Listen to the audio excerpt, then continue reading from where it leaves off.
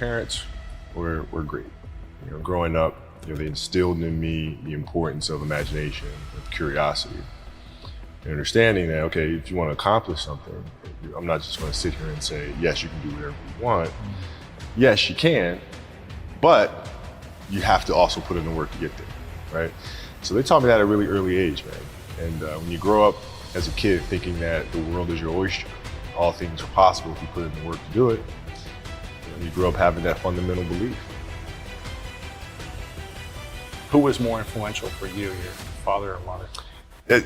Both were influential at different points. Yeah. Right? My mom was there on a daily basis. My father was really influential at a really critical time where I had a summer where I played basketball when I was like 10 or 11 years old.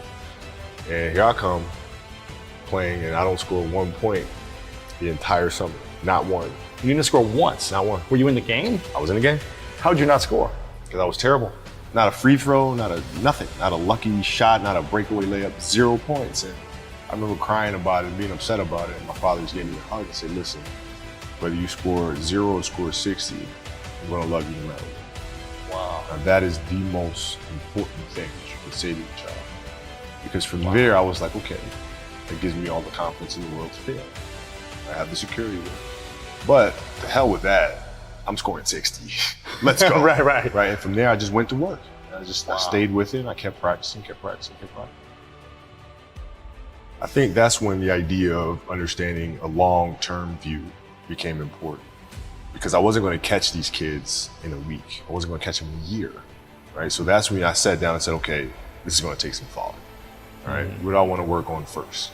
All right, shooting. All right, let's knock this out. Let's focus on this. Half a year, 6 months, do nothing but shoot.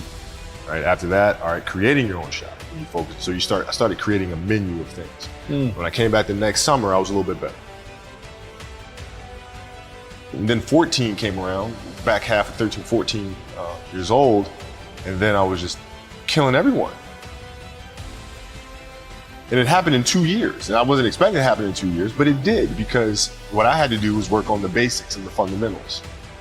While they relied on their athleticism and their natural ability. And because I stick to the fundamentals, it just caught up to me. And then my body, you know, my knees stopped hurting. I grew into my frame.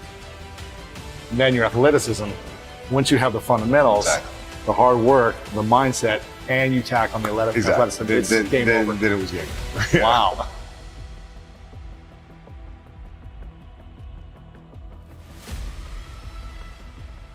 The day could be today that your career is over.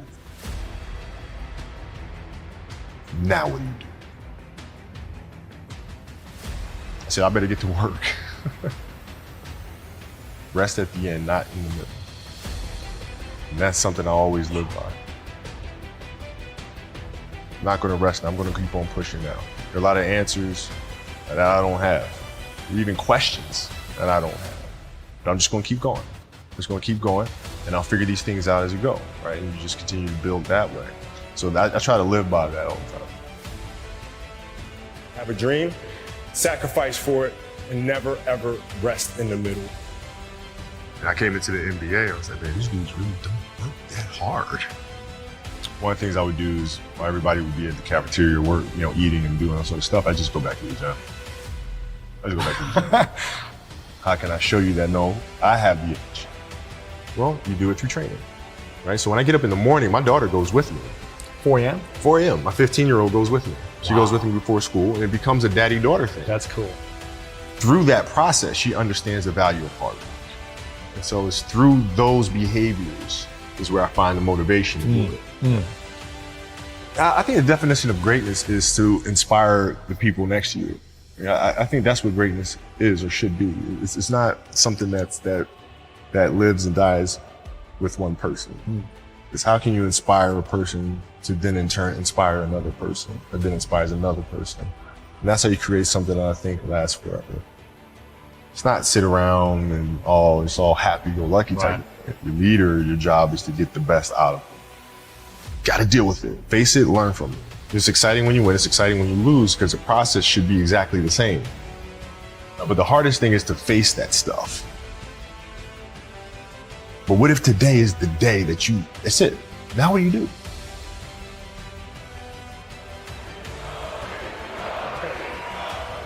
I say? Mamba out.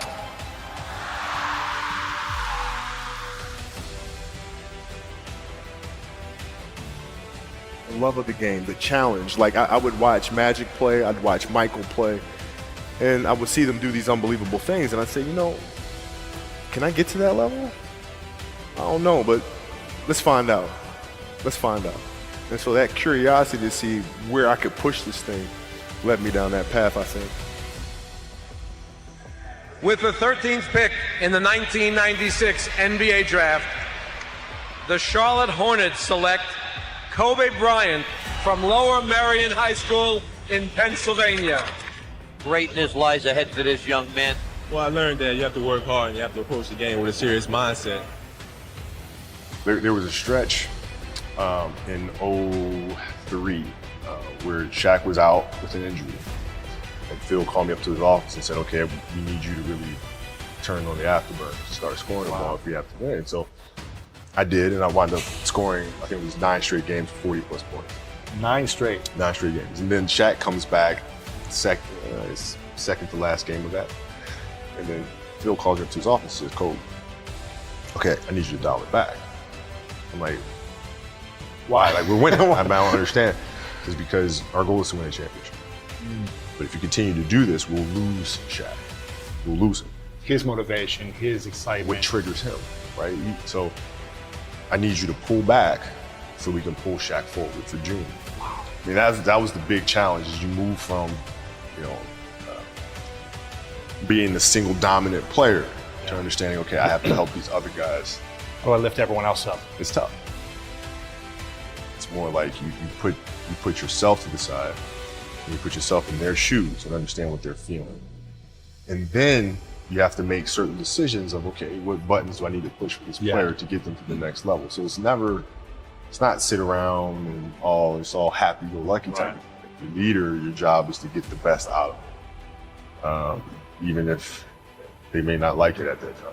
He was very demanding because he expected everyone to put in the same effort as he was. And that was unrealistic. You're not behind me, you're not in front of me, you're right there parallel with me. Practice was very competitive right away. You know how Kobe is.